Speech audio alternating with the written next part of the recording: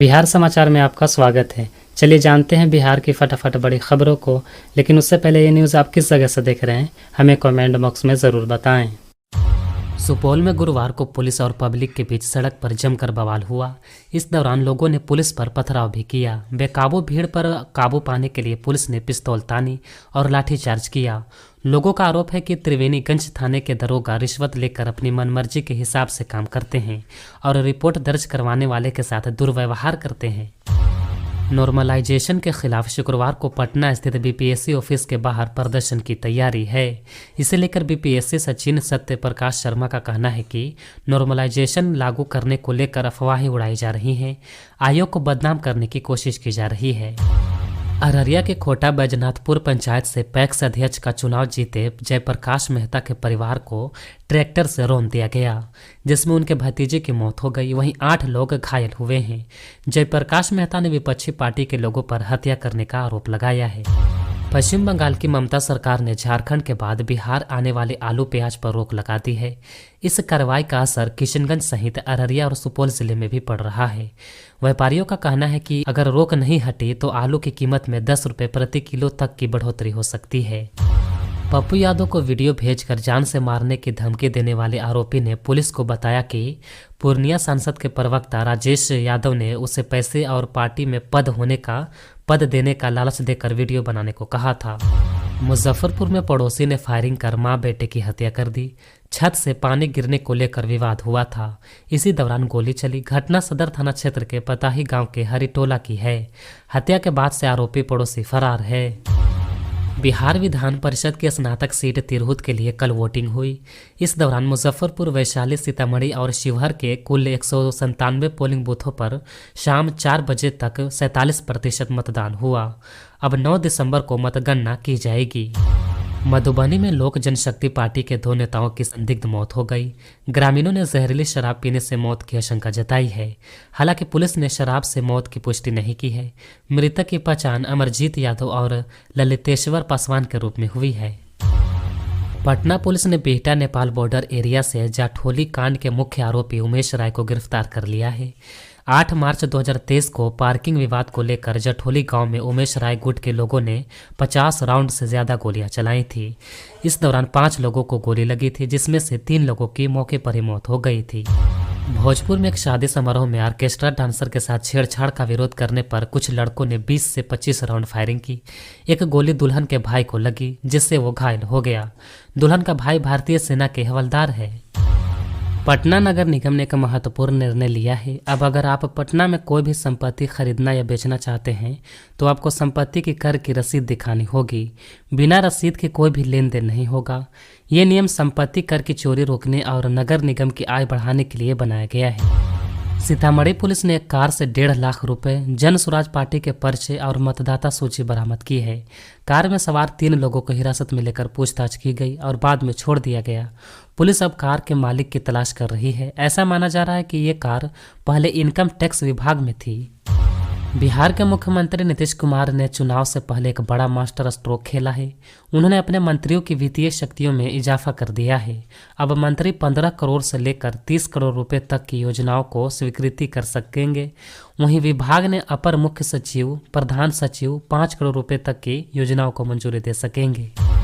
ED ने IAS Sanjeev Hans और अन्य के खिलाफ मनी लॉन्ड्रिंग और भ्रष्टाचार के मामले में बड़ी कार्रवाई करते हुए दिल्ली, कोलकाता, गुड़गांव, जयपुर और नागपुर समेत 13 स्थानों पर एक साथ छापा मारा। कार्रवाई के दौरान ईडी ने 60 करोड़ रुपए के शेयर, 23 लाख रुपए नकद और 16 लाख रुपए मूल्य की विदेशी मुद्रा बरामद की है। सांसद पप्पू यादव को धमकी देने के मामले में गिरफ्तार राम बाबू राय को थाने में ही जमानत मिल गई है। पुलिस के अनुसार ऐसे मामलों में 7 साल की सजा का प्रावधान है। आरोपी के बयान ने कई सवाल खड़े कर दिए हैं। उसने पुलिस को बताया कि उसे अपना मोबाइल नंबर तक याद नहीं है। बिहार के उप मुख्यमंत्री विजय सिन्हा ने दिल्ली में प्रधानमंत्री नरेंद्र मोदी से मुलाकात की। इस दौरान प्रधानमंत्री ने बिहार सरकार की युवा केंद्रित नीतियों की सराहना की और राज्य में कौशल विकास, उद्यमी और शिक्षा के बेहतर अवसरों की चर्चा की। उन्होंने युवाओं को बुनियादी ढांचे के विकास में शामिल करने की आवश्यकता पर जोर दिया। प्रधानमंत्री ने बिहार में हो रहे सकारात्मक बदलाव और विकास कार्यों की प्रशंसा की। जदयू के मुख्य प्रवक्ता एवं पूर्व मंत्री नीरज कुमार ने पूर्व सीएम लालू यादव और उनके परिवार पर जमकर निशाना साधा। उन्होंने कहा कि उनके शासनकाल में तेजस्वी यादव को मैच खेलने के लिए झारखंड जाना पड़ता था। तेजस्वी को अपने पलायन की वजह बतानी चाहिए।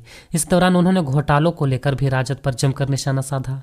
नीरज ने जाति आधारित जनगणना को नीतीश कुमार की देन बताया। जमुई में स्वार्थ के चलते कब्रिस्तान को बगीचा बना दिया गया है। कच्ची कब्रों को ध्वस्त कर समतल कर दिया गया है और उन पर अमरूद के पेड़ लगा दिए गए हैं।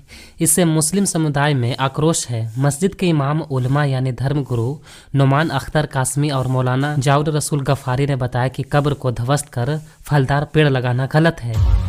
बिहार सरकार के मुख्यमंत्री लघु उद्यमी योजना के तहत 32,000 लोगों को 62 तरह के व्यवसायों का प्रशिक्षण दिया गया है। इस योजना का मकसद गरीब परिवारों को आत्मनिर्भर बनाने में मदद करना है। सरकार इन लाभार्थियों को 3 किस्तों में कुल 2 लाख रुपए दे रही है। पहले किस्त के 25% रुपए पहले ही दे दिए गए हैं। बाकी की राशि 50% और 25% के अनुपात में दी जाएगी। इस योजना का लाभ उठाने के लिए आवेदक की मासिक आय 6,000 रुपये से कम होनी चाहिए। बिहार में मेट्रो परियोजना तेजी से आगे बढ़ रही है। बिहार के मुख्यमंत्री ने पहले ही घोषणा कर दी है कि 15 अगस्त 2025 तक पटना में मेट्रो शुरू हो जाएगी।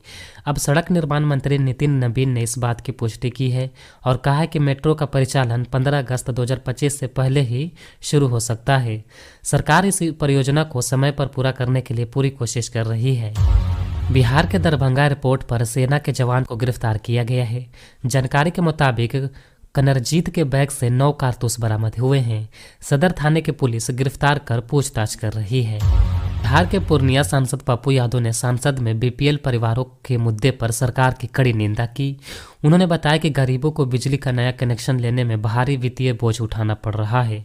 स्मार्ट मीटर लगाने को भी उन्होंने खतरनाक बताया। यात्रा के दौरान एक परिवार के 4 लोगों में से केवल 2 टिकट कंफर्म होने से परेशानियों का सामना करना पड़ता है। पप्पू यादव ने कहा कि इस समस्या का अब तक कोई सुधार नहीं हुआ है। उन्होंने रेलवे में जनरल कोचों की संख्या घटाकर केवल 2 कर देने की आलोचना की, जबकि पहले 12 थे। विदेश में नौकरी का लालच देकर बिहार के पूर्वी चंपारण के एक युवक को 25 लाख रुपए में बेच दिया गया। पीड़ित किसी तरह जान बचाकर घर भाग गया। उसने एक वकील से अपनी आपबीती सुनाई। राज्य स्वास्थ्य समिति की कम्युनिटी हेल्थ ऑफिसर CHO भर्ती परीक्षा में पैसे लेकर सेंटर बेचने के आरोप में EOU ने 36 लोगों को जेल भेज दिया है। 4,500 पदों पर होने वाली इस भर्ती परीक्षा के लिए करोड़ों रुपए में सौदा होने की सूचना आ रही है। EOU ने अपनी जांच में प्रश्न पत्र लीक मामले में पुख्ता सबूत मिलने के बाद ये फैसला लिया गया है। भर्ती परीक्षा में गड़बड़ी करने में एक बार फिर से अतुल वंश का नाम सामने आया है। पुलिस उसको भी गिरफ्तार करने का प्रयास कर रही है, लेकिन वो अभी भी फरार है। यदि आपको किताबों से प्यार है तो आपके लिए अच्छी खबर है। गांधी मैदान में शुक्रवार 6 दिसंबर से सेंटर ऑफ रीडरशिप डेवलपमेंट की ओर से पटना पुस्तक मेले का आगाज हो जाएगा। इसमें देश के प्रसिद्ध कवि और लेखक शिरकत करेंगे। बिहार में लोगों को झूठे केस में फंसाकर लोगों से पैसे ऐंठने के चक्कर में पुलिसकर्मी खुद उलझ रहे हैं। पूर्णिया और पटना के 4 पुलिसकर्मी सस्पेंड हुए हैं। इनमें 4 पुलिसकर्मी जेल भेज दिए गए हैं। सुपरस्टार अल्लू अर्जुन की action drama Pushpa 2 the rule कल देश में 5 भाषाओं में रिलीज हुई। ये फिल्म पुराने सभी रिकॉर्ड तोड़ने वाली है। बता दें कि 2D हिंदी शो के लिए पटना में 950 रुपये तक की टिकटें बिकी हैं। बिहार के पूर्व डिप्टी सीएम और राष्ट्रीय जनता दल के नेता तेजस्वी यादव ने भ्रष्टाचार के मुद्दे पर एक बार फिर नीतीश सरकार को घेरा है। उन्होंने आरोप लगाया कि बिहार में अफसरशाही और भ्रष्टाचार का बोलबाला है। सूबे में अपराध का ग्राफ बढ़ा है। आज थाना हो अथवा कोई भी सरकारी कार्यालय, हर जगह घूस की छूट है। मुख्यमंत्री नीतीश कुमार के नेतृत्व वाली एनडीए सरकार अफसरशाही पर अंकुश लगाने में विफल साबित हो रही है। गंडक नदी में पानी का स्तर कम होने के कारण मगरमच्छ जैसे वन्य जीव रिहायशी इलाकों में आ रहे हैं। गुरुवार को गंडक बराज के पास एक विशाल मगरमच्छ देखे जाने से इलाके में हड़कंप मच गया। स्थानीय लोगों ने तुरंत वन विभाग को सूचित किया। पानी की कमी के कारण वन्य जीव अपने प्राकृतिक आवास से निकलकर मानव बस्तियों में आ रहे हैं, जिससे लोगों की सुरक्षा को खतरा है। पश्चिमी चंपारण जिले में पराली जलाने के मामले में करीब 1.5 दर्जन किसानों के खिलाफ कार्रवाई शुरू की गई है। सैटेलाइट के जरिए इन किसानों को पराली जलाते हुए पकड़ा गया, जिसके आधार पर पटना से जिला कार्यालय को उनके गांव की सूची भेजी गई है। जिला कृषि पदाधिकारी ने कृषि कर्मियों को निर्देश दिया है कि अक्षांश और देशांतर के आधार पर इन किसानों की पहचान करें। बिहार के नेता प्रतिपक्ष तेजस्वी यादव ने मुख्यमंत्री नीतीश कुमार को पत्र लिखकर बिहार लोक सेवा आयोग की 17वीं संयुक्त प्रारंभिक परीक्षा में अभ्यर्थियों की समस्याओं के समाधान की मांग की है। उन्होंने गुरुवार को सोशल मीडिया पर कहा कि यदि सरकार ने अभ्यर्थियों की मांग पर ध्यान नहीं दिया तो वे आंदोलनकारियों के साथ उनकी लड़ाई लड़ेंगे। तेजस्वी ने एनडीए सरकार से छात्रों के भविष्य और सपनों के साथ खिलवाड़ बंद करने की अपील की। उन्होंने जल्द कार्रवाई की आवश्यकता पर जोर दिया। बिहार के बड़े शहरों में अतिक्रमण और जाम की समस्या से निपटने के लिए राज्य सरकार ने एक अभियान शुरू किया है।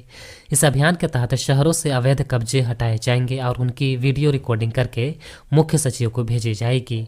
यह अभियान हाई कोर्ट के निर्देश पर शुरू किया गया है। पटना में इस अभियान की शुरुआत हो चुकी है। बिहार राज्य के 44,243 शिक्षकों को जल्द ही विशिष्ट शिक्षक का नियुक्ति पत्र दिया जाएगा। इन सभी शिक्षकों की काउंसलिंग पूरी हो चुकी है। ये सभी ऐसे शिक्षक हैं जो शाश्वता परीक्षा उत्तीर्ण हैं, पर इनकी काउंसलिंग विभिन्न कारणों से पहले चरण में अधूरी रह गई थी।